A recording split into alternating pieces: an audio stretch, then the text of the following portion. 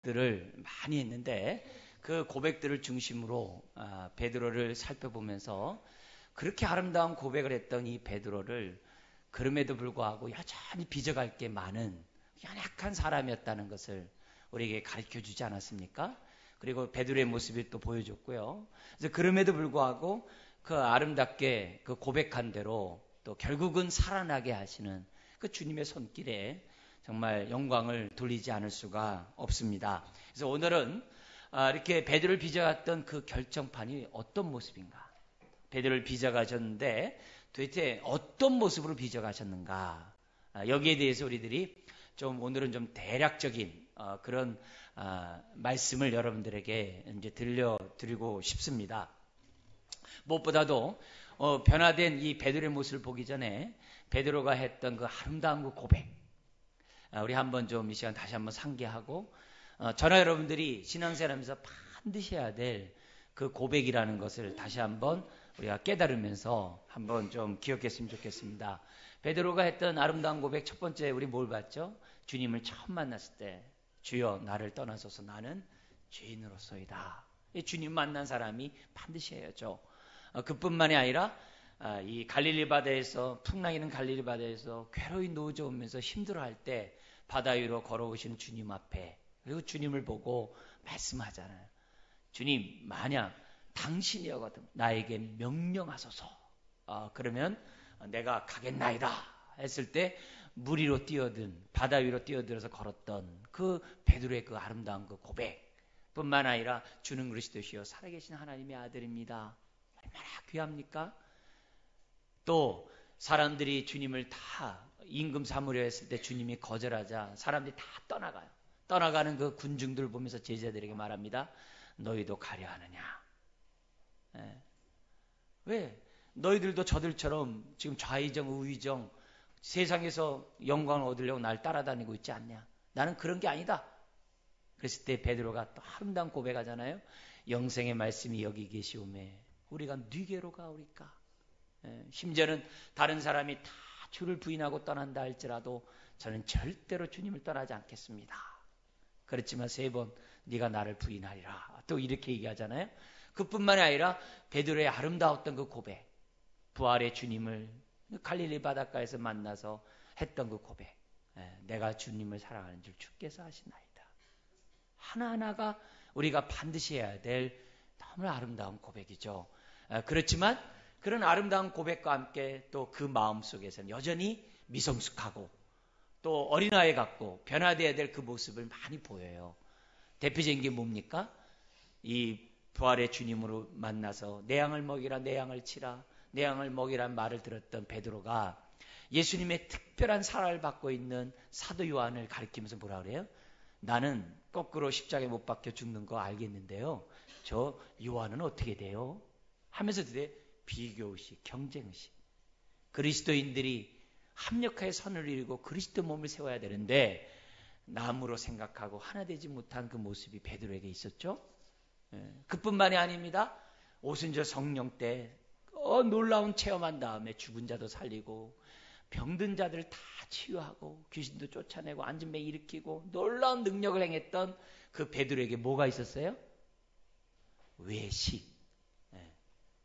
이방인과 같이 식사를 하다가도 할레파 그리스도인들이 오니까 내가 언제 이방인과 밥 먹었냐 하면서 외식하는 아름다운 고백을 했음에도 불구하고 여전히 변화가야 되는 그 베드로의 모습. 오늘 이런 베드로의 모습을 보면서 우리는 많은 걸 깨닫죠. 참 우리도 교만하면 안 되겠구나. 우리가 끊임없이 우리들이 정말 변화가야 되고 주님 손에 내 삶을 맡겨야 되겠구나. 겸손해야 되겠구나. 이런 것들을 많이 깨닫게 됩니다. 그런 가운데 이렇게 빚어갔던 이 베드로 결국 어떤 모습으로 변했는가? 우리가 볼 수 있는 것은 사실 베드로 전서와 후서밖에 없어요. 그리고 이 베드로 전후서를 쓴 다음에 이제 얼마 있다가 베드로는 거꾸로 십자가에 못 박혀 죽습니다. 그리고 이 베드로 전후서는 로마에서 이 사역을 하다가 바울의 선교지였던 이 소아시아, 오늘날 터키 지역이죠.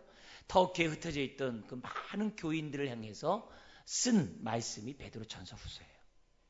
그리고 머지않아 뭐가 됩니까? 이 예루살렘이 로마에 의해서 멸망되고 정복되고 돌 위에 돌 하나 성전에 남지 않게 다 허물어지고, 그리고 10만 명이라는 역사적으로 사람들이 포로로 끌려가 가지고 그들이 이제 콜로세움과 로마 건축에 쓰임 받다가 결국 죽거든요. 카타콤으로 들어가게 되고, 이런 역사, 아픈 역사가 일어나게 돼요. 그러니까 그런 것을 앞두고 있고 로마의 10대 박해가 이제 막 일어나게 되는 그 어려운 그때에 그들을 위로하고 격려하기 위해서 베드로 전서와 후서가 쓰여졌거든요. 이 오순절 성령 강림 이후로 그 전과 그 이후에 베드로의 삶을 보면 한 11가지가 확 바뀌었다는 것을 이제 우리들에게 가르쳐줘요.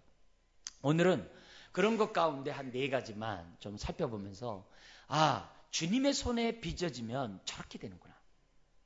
이것은 곧 우리가 어떻게 돼요? 저런 모습을 가질 때까지 내가 겸손하고 내 인생을 맡겨야 되겠구나. 이런 교훈을 이렇게 양면적으로 저와 여러분들이 이렇게 볼 수 있는 그런 말씀을 오늘 여러분들에게 전달하려고 합니다. 그래서 주님 손에 빚어졌던 그 베드로, 과연 어떤 사람으로 변화되었는가, 그리고 또 우리는 어떤 모습을 본받아야 되는가, 이 모습을 한번 좀 살펴보려고 합니다. 첫 번째는 3장, 오늘 읽었던 3장 18절에서 그 해답을 찾도록 하겠습니다. 읽겠습니다. 오직 우리 주 곧 구주 예수 그리스도의 은혜와 그를 아는 지식에서 자라가라. 영광이 이제와 영원한 날까지 그에게 있을지어다. 여러분, 베드로는 뭐냐면 마지막 그의 서신을 쓰면서, 유언장과 같거든요. 마지막 쓰면서 또 마지막 말씀에 18절에 뭘 기록해요? 자라가라 그랬어요. 여러분, 베드로가 마지막에, 여러분도 어떻습니까? 가장 중요한 말은 제일 마지막에 하잖아요. 그죠? 그 마지막에 한 말은 그만큼 뭐예요? 중요하다는 거죠. 베드로가 이 말을 할 때는 그의 경험적인 삶이 반영된 거거든요. 여기서 우리에게 베드로가 어떤 인물로 변했느냐? 그는 어떻게 돼요?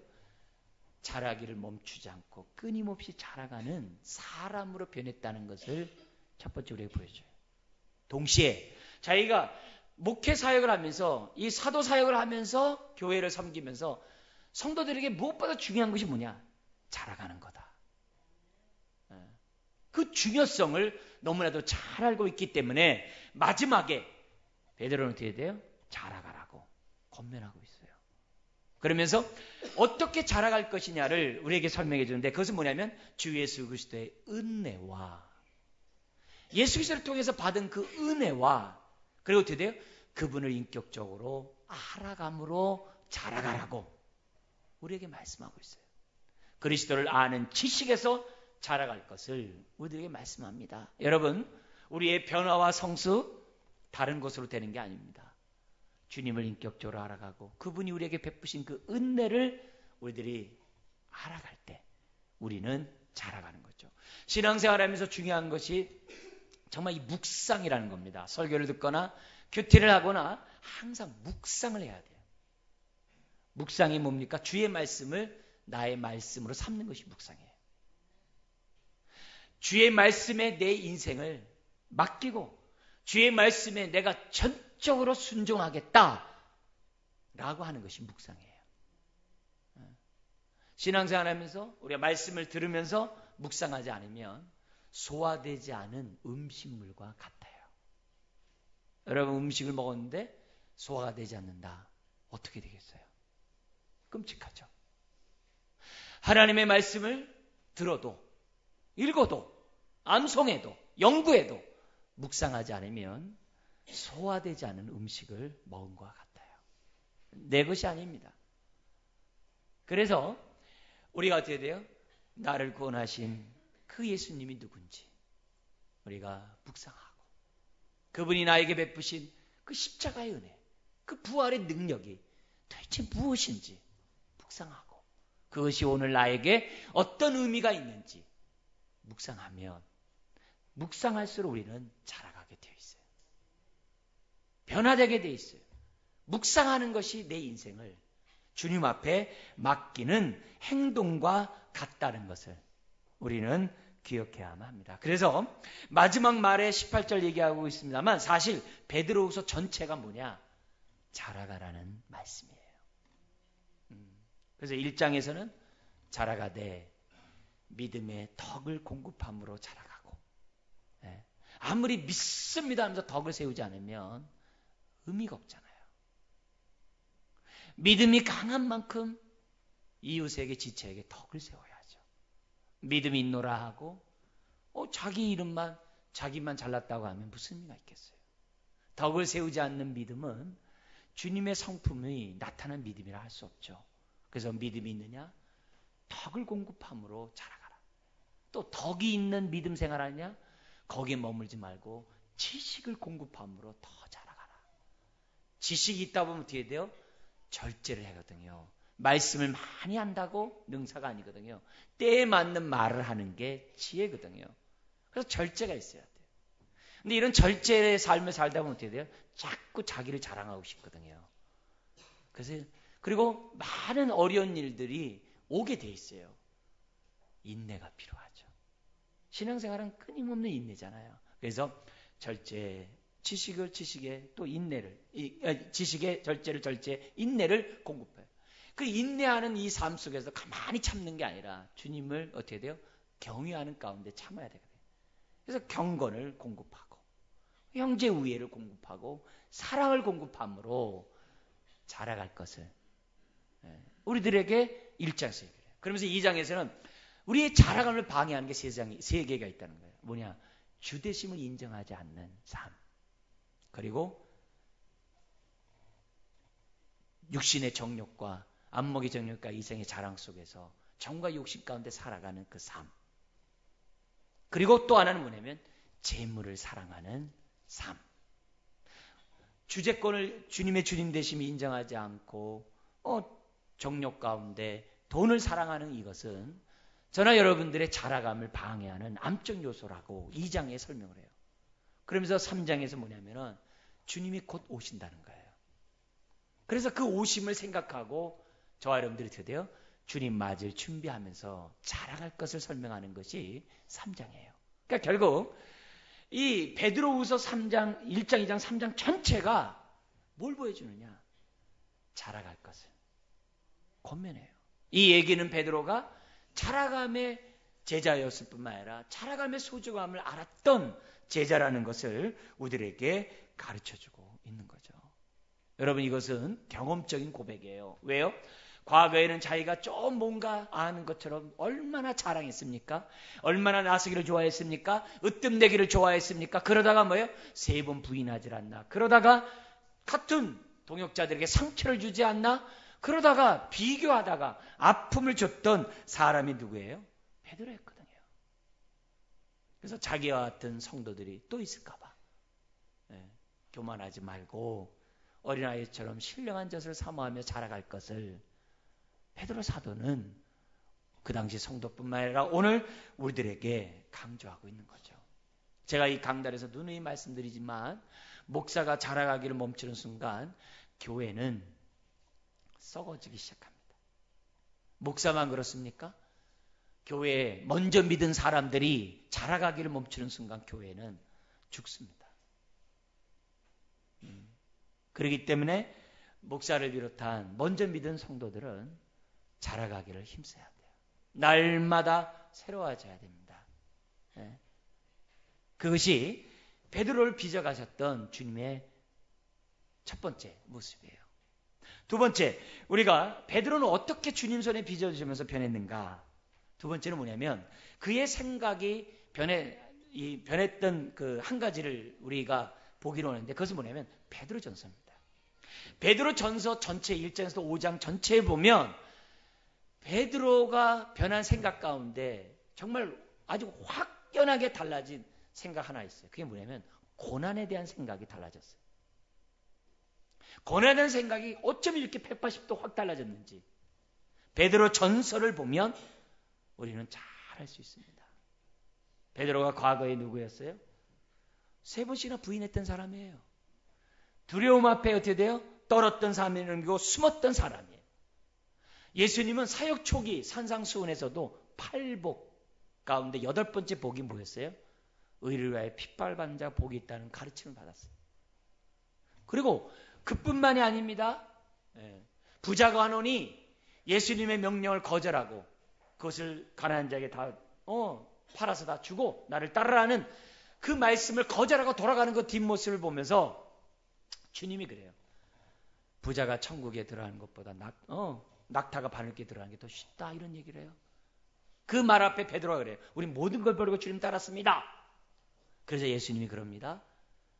너희가 100배의 축복을 받을 것이다. 잘했다. 그러나 고난을 겸하여 받을 것이다. 이렇게 얘기를 해요. 그러니까 주님은 계속 기회 있을 때마다 고난 얘기를 해요. 근데 그 가르침이 자기 것이 되지 못했어요. 자기 것이 되지 못했어요. 끊임없이 고난에 대해 얘기했지만 베드로는 어떻게 돼요? 고난은 없으면 좋은 거, 고난은 부정적인 거, 고난은 나쁜 것이라는 그런 생각, 우리가 갖고 있는 선입관념을 베드로 역시 갖고 있었어요. 근데 베드로 전서를 딱 보면 과거의 베드로의 모습이 아니에요. 베드로 전서는 특별히 고난을 앞두고 있고 지금 현재 핍박을 당하고 있는, 대박해를 앞두고 있는 성도들을 위로하기 위해 쓴 것이 베드로 전서거든요. 여러분 한번 베드로 전서 한번 넘어가 볼래요? 앞으로 성경책 보면 그 고난당하고 있는 성도들에게 1장 3절에서는 하나님을 찬송하리로다 이렇게 얘기를 해요. 여러분 고난당하면 어떻게 해야 돼요? 힘들죠, 어렵죠, 얼마나 힘들어요, 내가 기도할게, 이게 정상이잖아요. 근데 베드로는 그렇게 얘기 안 해요. 고난당하고 있는 성도들에게 뭐라 그러냐면 아버지 하나님을 찬송하리로다 딱 그래요. 그러면서 이 땅에서 고난당하고 있는 자들에게 어디를 보여주느냐? 하늘을 보여줘요. 하늘을 보여줘요. 그게 이제 3절 4절도 쭉 나가요. 그건 나중에 우리가 좀 더 보기로 하고, 이 메시지를 하면서 6절 7절 말씀 우리 한번 이 시간에 읽겠습니다. 그러므로 너희가 이제 여러 가지 시험으로 말미암아 잠깐 근심하게 되지 않을 수 없으나 오히려 크게 기뻐하는도다. 너희의 믿음의 확실함은 불로 연단하여도 없어질 금보다 더 귀하여 예수 그리스도께서 나타나실 때 칭찬과 영광과 존귀를 얻게 할 것이니라. 아멘. 여러분 지금 고난을 얘기하면서 뭐라 그래요? 잠깐 근심을 한대요. 생각이 달라지네요. 그리고 뭐예요? 오히려 뭐예요? 영원한 나라를 지금 얘기를 해요. 그래서 뭐라 하냐면 오히려 크게 기뻐하는도다. 오히려 크게 기뻐하는도다.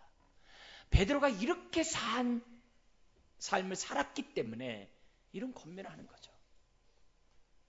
이런 말씀을 보면 베드로가 과거의 부정적인 고난관에 대한 생각이 확 바뀌었다는 것을 우리들에게 가르쳐줘요. 베드로가 이렇게 고난관이 바뀌게 된 이유는 우리가 잘 알죠. 뭐예요? 부활의 주님을 만났잖아요. 고난이 끝이 아니라는 것을 부활의 주님을 통해 알았잖아요. 그리고 또 뭐예요? 이 땅의 삶이 아무리 힘들어도 이 세상에 끝이 있다는 걸 또 배웠잖아요. 뭐예요? 재림이 있다는 걸 배웠잖아요. 아무리 이 땅이 힘들어도 재림이 있다는 것을 배웠다는 얘기는 뭐예요? 삶의 고난의 끝이 있다는 거죠. 그뿐만이 아니죠. 베드로는 어떻게 돼요? 이 땅 살아가면서 누가 함께 한다는 걸 알았어요? 주님이 함께 한다는 걸 알았잖아요. 특별히 4장 14절을 한번 보십시오. 베드로전서 4장 14절 같이 한번 읽겠습니다. 너희가 그리스도의 이름으로 치욕을 당하면 복이 있는 자로다. 영광의 영 곧 하나님의 영이 너희 위에 계심이니라. 여러분 지금 고난이 복이라고 얘기를 해요. 누가 한 말이에요? 예수님이 한 말을 그대로 하고 있어요. 생각이 바뀌어요. 우리가 어느 때까지 자라가야 됩니까? 고난이 복이라고 확실히 믿어질 때까지 자라가야 돼요. 내가 신앙생활하면서 고난이 복이라는 생각을 내가 갖지 않으면 우리는 아직 멀었어요. 자라가야 돼요. 주님 손에 빚어져 가야 돼요. 빚어져야 한다는 것을 지금 베드로는 우리들에게 보여줍니다. 저는 이 4장 14절을 보면서 저는 많은 위로를 받았던 경험이 있습니다. 옛날에 저기 비행기 타고 북한에서 미국기를 타고 귀순한 사람이 있어요. 그때 예배 시간이었거든요. 아주 사이렌이 울리고 난리였죠. 그죠? 그때 막 별의별 생각들이 막 짧은 시간이지만 막 교회 안에서 많은 얘기들이 오갔어요. 예. 그때 우리 늘 듣던 말. 예. 적화 통일이 됐을 때 북한에서 예수님 초상을 놓고서 침 뱉으면 너 살려주고 안 뱉으면 너 죽일 거다. 이러면서 옆에서 막 죽일 때 나는 그때 뭐라고 말할까? 아이고 그런 일 없었으면 좋겠습니다. 이런 생각을 많이 어린 시절에 했었거든요. 그때 이제 제가 청년 때 20대 초반 때로 기억하는데요. 그렇게 그런 일이 있었단 말이에요. 근데 그때 요 14절 말씀을 봤어요. 14절 말씀을 보니까 영광의 영 하나님의 영이 함께 하셔? 여기서 어떤 지혜 깨달음이 있었냐면은 스데반 집사님이 돌 맞아 죽을 때 얼마나 아팠겠어요. 여러분 돌 맞아 죽는다는 거 생각해 보세요. 얼마나 아파서 괴로움 가운데 죽겠어요. 근데 그런 연약한 스데반을 우리 주님이 어떻게 위로해요? 영광의 주가 함께 한다는 것을 눈으로 보여줘요. 그래서 하늘 보좌 우편에 서 있는 영광의 주님을 스데반 집사가 봄으로 그 고통을 이기게 하셨어요. 할렐루야. 이게 함께 하시는 거예요. 주기철 목사님이 신사참배를 거부함으로 이제 순교를 당하시잖아요. 그죠? 못으로 박아놓은 곳을 걸어가셔서 결국 죽으시거든요. 그때 끌고 갔던 그 일본 사람이 어떻게든지 좀 살려보려고 진심의 마음으로 하면서 회유를 했다는 거예요. 지금 저기 가면 신사가 보이는데 저길 쳐다보고 고개만 한번 까딱하면 당신 살려주겠다고. 근데 오히려 거기 가까이 가서 고개를 반대로 휙 돌리셨다고 그래요. 그리고 순교했다. 어떻게 그럴 수 있어요? 못 위로 걸어가는데 안 아프겠어요? 아프죠. 근데 어떻게 돼요? 하나님의 영이 함께 하신다는 거예요. 이거예요. 그러니까 베드로는 뭐냐면 고난을 자기가 감당할 수 있는 사람으로 바꿀 수 있었던 것은 이미 성령 체험한 사람이잖아요. 성령이 자기와 함께하는 것을 이미 많이 경험했잖아요. 그러니까 지금 고난 앞에 두려워 떨고 있는 성도들에게 지금 베드로는 권면하고 있는 거거든요. 심지어 예수님에게 얘기 들었잖아요. 네가 나를 3번 부인할 건데 그때라도 돌이켜서 믿음이 연약한 성도들을 온전케 하라. 굳건케 하는 사역을 하라고 예수님 베드로에게 하셨잖아요. 그래서 자기와 같은 그 성도들 생각하면서 지금 베드로는 뭐냐면 현재 네가 지금 고난을 당하지만 그건 잠깐 근심하는 거다. 너가 고난의 의미를 잘 안다면 너는 크게 기뻐할 것이다. 왜냐? 재림의 주님이 너를 갖다가 어떻게 돼요? 그 1장 얘기하는 거죠. 너에게 칭찬과 영광과 존귀를 줄 것이기 때문에 너는 크게 기뻐할 것이다. 여러분, 베드로는 고난의 유익을 알았어요. 정말 고난을 통과하지 않고 되는 일이 없다는 걸 알았어요. 여러분, 100배의 축복을 주되 겸하에 뭘 받는다고 그랬어요? 고난을 받는다 그랬어요. 여러분, 이게 굉장히 중요해요. 고난 없이 100배 축복 받잖아요. 예수 안 믿습니다. 타락합니다. 하나님 앞에 내가 내 인생을 맡기고 빚어가지도 않는데 일이 잘 된다. 그건 멸망하죠. 고난을 겸하여 100배를 준 이유가 뭐예요? 그 복이 나에게 화가 아니라 그 복이 나를 통해서 세상에 드러나도록 할 수 있도록 하기 위해서 고난을 주는 거예요. 여러분, 녹차 같은 거 이렇게 막 우려서 먹을 때 우리는 어떻게 돼요? 이렇게 걸러서 먹지 않습니까? 걸르지 않고 먹는 사람들 어떻게 돼요? 뚜껑을 가지고 이렇게 조금 열어놓고 이렇게 제끼면서 이렇게 같이 먹어요. 들어오지 않도록. 그냥 먹으면 녹차 입이 들어오니까 먹기가 나쁘죠. 고난이 비슷해요.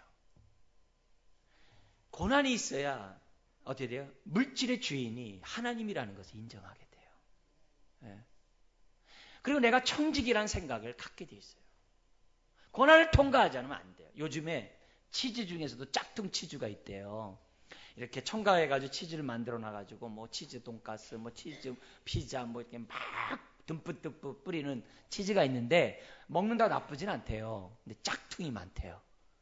근데 진짜와 거짓을 구분하는 방법이 치즈를 이렇게 찢어보면 안 되네요. 짝퉁은 이렇게 찢으면 툭 떨어진대요. 진짜는 이렇게 결 따라 이렇게 쭉 찢어진답니다. 예. 근데 그게 왜 중요하냐? 주님 앞에 재림에 주님을 딱 만났을 때 주님이 우리의 신앙을 보고 딱 하는 거예요. 저 짝퉁 신앙인지 진짜 신앙인지 딱 한다는 거예요. 왜요?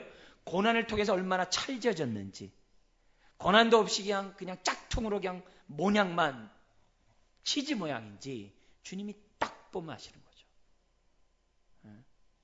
여러분, 주님 앞에 섰을 때 주님이 기뻐하는 사람이 되어야 될 줄 믿습니다. 베드로는 고난에 대한 생각이 180도 바꿔졌어요. 고난이 복이라고 생각하는 사람으로 바뀌었다는 거예요. 그리고 권면하는 거예요. 고난당하는 청중들에게 찬송하리로다. 이렇게 동일한 신앙을 갖도록 베드로가 바뀌었다는 거예요. 우리의 삶이 많이 힘들 수 있어요. 사실 우리의 삶이 신락원이잖아요. 힘들어요. 힘들지 않은 세상이 없었어요. 점점 힘들 겁니다. 힘들지만 그 힘든 앞에서도 베드로는 어떻게 해야 돼요? 함께 하시는 주님, 나를 빚으시는 그 주님, 나를 겸손하게 하시는 그 주님, 그것을 믿고 어떻게 해야 돼요? 오히려 이 고난은 잠깐의 근심이고 오히려 크게 기뻐하게 한다는 그런 하나님의 축복의 통로로 베드로가 생각했다는 것은 많이 바뀐 거죠. 여러분, 이렇게 될 수 있을 때까지 빚어가시기를, 정말 그 빚어가시는 주님께 우리의 삶을 의탁하기를 주의 이름으로 축원드립니다. 정말 기도해야 될 부분이에요. 세 번째로 베드로가 또 어떻게 변했느냐? 고난에 대한 생각만 바뀐 것이 아닙니다. 오히려 어떻게 돼요? 고난을 적극적으로 대합니다. 그 적극적으로 대하는 게 뭘로 나타나냐면은 고난 중에 순종의 삶을 살았다는 거예요. 여러분, 고난을 당하면 대체로 우리는 어떻게 합니까? 두문불출하죠. 사람 안 만나죠. 때로는 식음을 전폐하죠. 암에 걸려보세요. 일상생활 다 끊어버리죠. 다 어떻게 돼요? 사람 만나기를 자꾸 꺼리게 되죠. 왜? 자기 모습이 흉물로 변하는데 누가 사람 만나려고 하겠습니까? 힘들고 어려운데 모든 생활 다 단절합니다. 점점 폐쇄적인 삶을 사는 것이 사람이에요. 어려워 보세요. 인상 쓰게 들어놓고 있는 게 우리들이죠. 그게 우리들입니다. 그거는 베드로도 그랬어요. 어려운 일이 있을 때 부활하셨음에도 불구하고 다락방에서 무서워 떨었던 자예요. 되게 고난이 오면 사람들은 다 생각이 자기중심이 됩니다. 대인과의 관계를 끊습니다. 폐쇄적이 됩니다. 어려우면 어려울수록. 그게 사람이에요.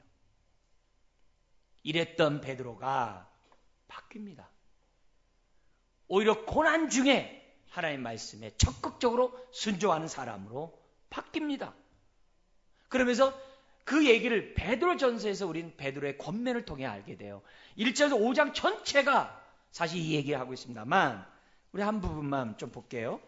2장 11절 12절 너희들이 지금 고난 가운데 있느냐? 어려움 가운데 있느냐? 그렇다고 신앙생활 안 하면 안 된다.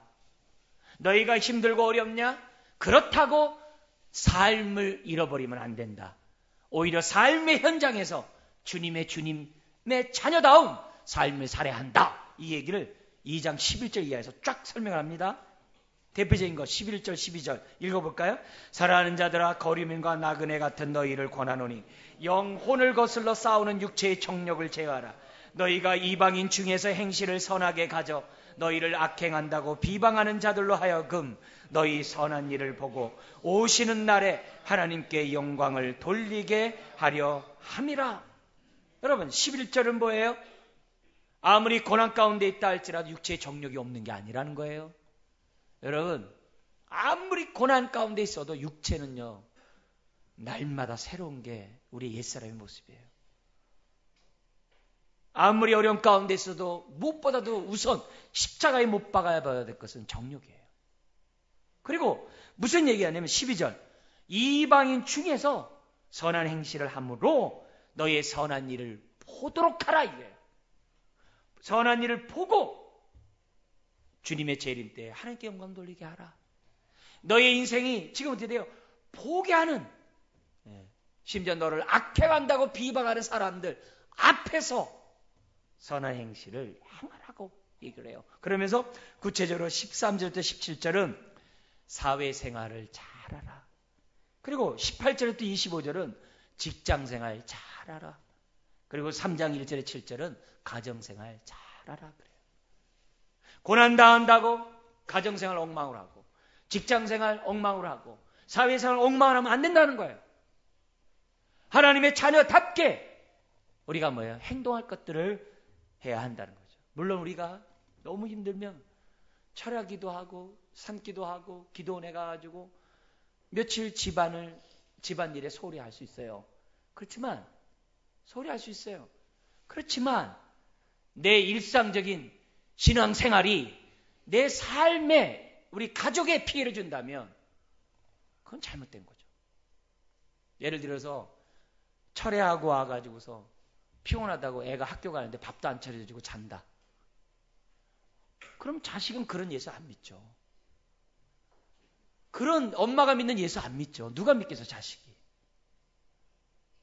아무리 밤새 피곤해서 철야기도 했다 할지라도 애가 학교를 가면 밥은 차려줘야죠. 그렇잖아요. 삶을 잃어버리는 그런 신앙은 안 된다는 것이 베드로가 세 번째 우리에게 가르쳐준 그러한 교훈이라는 거죠. 이 메시지는 너무나도 중요한 부분입니다. 그래서 우리가 어렵다고 인상 쓰고 어렵다고 나 알아달라고 그러고 어렵다고 두문불출해버리면 믿지 않는 사람과 똑같다는 거예요. 그래서 베드로는 그러지 말라는 거예요. 너가 힘들지만 오히려 선한 일을 적극적으로 함으로 아니 어떻게 저 사람은 저런 상황에서 저렇게 행동하지? 아니 어떻게 저 사람은 나랑 똑같이 망했는데 어떻게 저 사람은 어떻게 저렇게 그 어려운 일을 극복해 나가지? 아니 저 사람은 나랑 똑같은 병에 걸렸는데 왜 저 사람은 왜 나랑 다르지? 아니 저 사람의 환경과 나랑 다를 바가 없는데 왜 저 사람은 왜 이렇게 나랑 다르게 살아가지? 그 다른 모습을 보여줘야 그 사람이 그것을 보고 하나님께 영광 돌린다는 거죠. 여러분 애당초 우리는 양을 이리 가운데 보내는 거와 같다 있어요. 그래서 우리의 삶은 이리에게 찢기는 삶을 살아갈 수밖에 없는 게 우리들이에요. 그렇지만 이리 가운데 사는 우리들이지만 그럼에도 불구하고 하나님의 자녀답게 우리가 순종하면서 살아간다면 그것이 어떻게 돼요? 나중에는 우리는 뭐예요? 너희를 악행한다고 비방하는 자들이 오히려 하나님께 영광 돌리는 그런 삶이 그런 인생이 된다라고 가르쳐주고 있다는 거예요. 여러분 지금 우리가 사는 이 세대가 경제적으로 어렵다고 그래요. 여러분 삶 자체가 다 어렵습니다. 특히 어렵다. 앞으로는요 더 특히 어려울 겁니다. 점점 어려울 겁니다. 뭐 하지 않는 한 우리의 기쁨과 행복을 소유와 지위에 두고 있는 한 우리는 평생 행복할 수 없어요. 우리나라가 경제 그래도 10에 든다 어쩐다 그러잖아요. 근데 행복지수 어제 나온 신문에 나온 거 보니까 115위예요. 근데 동률 국가가 있어요. 어딘지 아세요? 아직도 국가로서의 인정받지 못한 팔레스틴. 사람의 행복지수와 같아요. 지금 전쟁 벌이고 있는 이라크 101위예요. 우리보다 50위가 앞서 있어요. 뭔 얘기입니까? 우리가 왜 이렇게 잘 살면서도 왜 이렇게 불행합니까? 행복의 기준을 어디다 뒀기 때문에 그래요? 물질에 두고 소유, 지위에 두고 세상에 두었기 때문에 남들과 비교해서 기쁨이 없는 거죠. 늘 못 사는 거죠. 여러분 우리가 못 삽니까? 우리 우스갯소리 한 말 있잖아요. 세종대왕보다 더 잘 먹어요. 더 많이 먹어서 병에 걸리는 게 우리나라예요. 여러분 이런 의미에서 볼 때 우리가 이 어려운 세상 속에서 세상 사람들처럼 똑같이 힘들다고 하면 이건 더욱더 주님 손에 자라가야 될 나의 모습이에요. 정말 이런 가운데 우리가 주님으로 인하여 기뻐하고 주님으로 인하여 행복한 모습을 보여줘야죠. 중국에 1967년에서 77년까지 이제 내란이 일어나잖아요. 그게 뭐예요? 홍위병 이 사건이죠. 그래가지고 도시에 살던 사람들이 다 농촌으로 다 쫓겨납니다. 뭐 시진핑 그 사람도 쫓겨나지 않았습니까? 다 농촌에 가가지고서 힘들게 삽니다. 고생하면서 살아요. 그리고 외국 선교사를 비롯한 모든 사람 다 추방당합니다. 그리고 개혁개방이 일어나기 전까지 중국을 향한 서방에 있는 선교사들의 관점은 뭐냐면 중국의 그리스도인들이 얼마 없을 거다 그랬어요. 근데요, 개혁개방한 다음에 딱 오픈을 했는데요, 그리스도인들만 그 당시에 7천만 명, 7천명이 아니라 7천만 명이라는 집계가 나왔어요. 그래서 다 깜짝 놀란 거예요. 그래서 어떻게 이런 일이 생겨나느냐. 그래서 우리 중국에 하는 사람들 있잖아요. 얘기를 들어보니까 그 농촌으로 끌려오고 그 힘들게 생활하면서도요, 그리스도인들은 달랐다는 거예요. 같이 이렇게 막 노동하고 막 하는데도 달랐다는 거예요. 알고 봤더니 그리스도인이라는 거예요. 그 힘든 생활 속에서 서로 의지하고 의지함으로 농촌 지역의 지하교회가 얼마나 정말 지금 거미줄 같이 안 들어가는 곳이 없습니다. 거기서 사역하는 사람들의 얘기 들어보면 놀라워요. 놀라워요. 그런 일이 왜 생겨난 거예요? 달랐다 이거예요. 똑같은 고통을 당하고 있는데, 똑같은 어려운데 달랐다 이거예요. 여러분, 우리가 정말 세상 사람들처럼 똑같은 생각을 가지면 우린 기회가 없어요. 베드로가 세 번째 우리에게 가르치는 게 뭐라고요? 고난 속에서 적극적으로 자녀다움의 삶을, 순종의 삶을 살라고 했다는. 네 번째 변한 것은 뭐냐면, 이 베드로의 삶이 정말 이 땅을 바라보던 그런 베드로가 아니라, 왜? 이 땅에서 지금 뭐예요? 이스라엘이 언제 회복됩니까? 왜요? 그래야 자기네들 좌의정되고 우의정되니까. 언제 이 땅이 좀 적어됩니까? 맨 세상을 바라보던 이 베드로. 그래서 으뜸되기를 좋아했던 베드로. 그 베드로가 어떻게 돼요? 하늘 영광을 바라보는 사람으로 바뀌었어요. 하늘에 대한 소망으로 바뀌었어요. 다시 오실 주님을 바라보는 것으로 바뀌었어요. 세상 영광이 아니라 하나님의 영광을 보는 것으로 베드로의 시각이 확 바뀝니다. 확 바뀌어요. 생각, 일순간 바뀐 게 아니에요. 완전히 바뀝니다. 그 증거가 뭐였어요? 우리 아까 베드로전서 1장 3절에 얘기했던 것처럼 1장 3절 같이 한번 읽어볼까요? 우리 주 예수 그리스도의 아버지 하나님을 찬송하리로다. 그의 많으신 긍휼대로 예수 그리스도를 죽은 자 가운데서 부활하게 하심으로 말미암아 우리를 거듭나게 하사 뭘 줘요? 산 소망이 있게 하시며. 그러면서 그 산 소망에 대한 내용이 나옵니다. 4절에 썩지 않고 더럽지 않고 쇠하지 아니하는 그 하나님의 영원한 유업을 있게 하시니, 그죠? 곧 너희를 위하여 어디에 간직한 거예요? 하늘에 간직한 것. 그래서 베드로 사도가 이 땅에 있는 것은 잠깐이요, 하늘나라에 그 영원한 기업이 있다는 것을 베드로 사도는 누구보다도 확신했고, 이 땅에 있는 성도들에게 이 땅에 있는 많은 것들에 미련을 갖지 말 것을 얘기를 했다는 거예요. 이게 중요하죠. 그래서 이 베드로 사도가 그 시각이 이 땅에만 있는 게 아니라 하늘에 있다. 여러분은 얼마나 하늘 영광을 바라보고 있습니까? 얼마나 다시 오실 재림의 주님을 바라보면서 새 힘을 얻고 있습니까? 무엇을 통해서 이 땅을 살아가는 원동력이 되고 있습니까? 여러분, 사탄은 하늘 영광 못 보게 자꾸 세상 영광 보여줍니다. 자꾸 이 땅에서 잘 살아라고 합니다. 이 땅에서 행복하라고 합니다. 성공하라고 합니다. 이 땅에서 부자가 되라고 유혹합니다. 그러나 성령님은 하늘 영광을 보라고 합니다. 생각이 완전히 바뀐 베드로로 바뀝니다.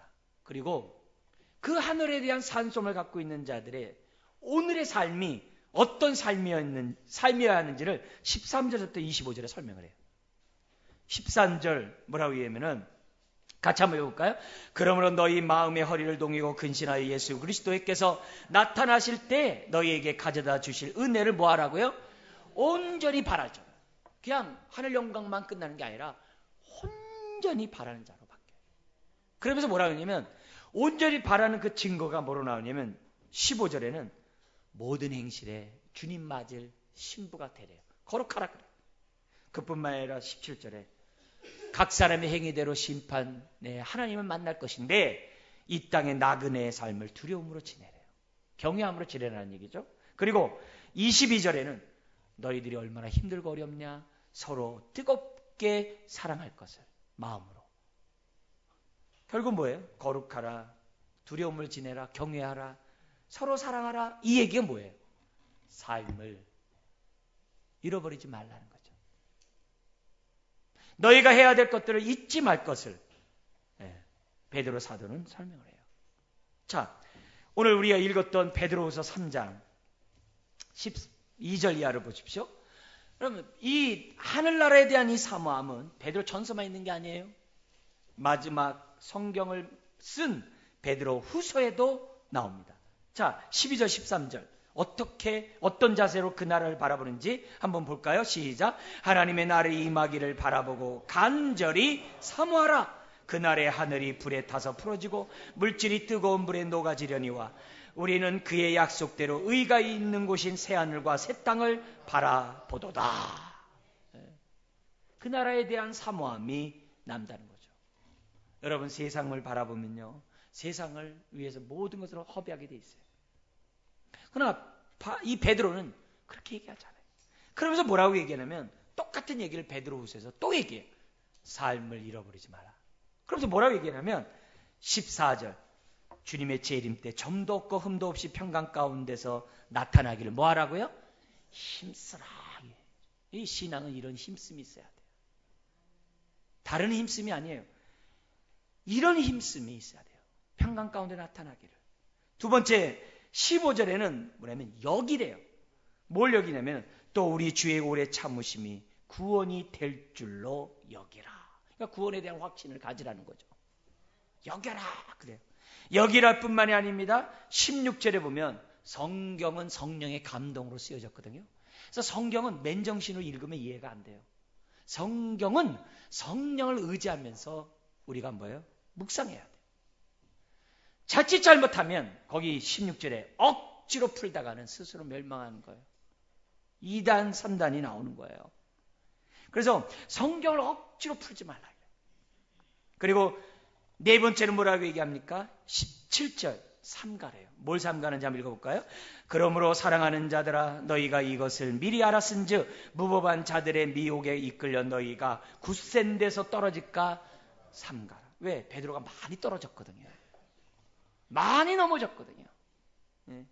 다섯 번째, 아까 얘기했던 것처럼 그리스도의 은혜와 그를 아는 지식 속에서 뭐 하라고요? 자라갈 것을 우리들에게 권면하고 있어요. 결국 이 베드로는 하늘 영광 바라보면서 이 땅의 삶의 책임을 놓지 않았어요. 고난을 당하면서도 이 땅의 삶을 놓지 않았어요. 고난에 대한 올바른 생각을 그는 가졌어요. 그는 끊임없이 자라기를 몸부림쳤던 것을 보게 됩니다. 네 가지 살펴봤는데요. 여러분 지금 현재 나의 모습은 어떻습니까? 계속 자라가고 있습니까? 고난에 대한 생각은 어떻습니까? 또 고난을 당하고 있는 현실 속에서 나는 어떻게 삶 속에서 그리스도의 다음을 보여주고 있습니까? 그리고 지금 내가 무엇을 바라보고 즐거워하고 있습니까? 하늘 영광입니까? 세상의 것입니까? 오늘 베드로를 빚어가셨던 이 주님이 우리에게 소망이 됩니다. 왜요? 그렇게 흠많고 천만한 베드로를 이렇게 빚어가셨다면 우리의 인생도 빚어가실 것이다. 베드로에게서 본받아야 할 것은 다른 게 아닙니다. 그는 끝까지 넘어져도 또 넘어져도 자기 인생을 맡기고 또 맡기고 또 맡겼다는 거예요. 여러분 사랑하실 때 끝까지 사랑하시는 주님의 손길을 뿌리치지 말고 베드로처럼 우리의 인생을 온전히 맡김으로 빚어가시기를 주의 이름으로 축원드립니다. 기도하겠습니다. 하나님 아버지, 베드로를 이처럼 훌륭하게 빚어가신 주님을 찬양합니다. 성령님을 찬양합니다. 주여, 오늘도 우리의 아버지시며 우리의 주님이시며 우리의 성령님이신 줄 믿습니다. 베드로를 빚어가셨던 그 모습에 우리도 우리의 삶을 맡깁니다. 주님 손에 온전히 빚어 주시옵소서. 믿사오며 예수님의 이름으로 기도드리옵나이다. 아멘.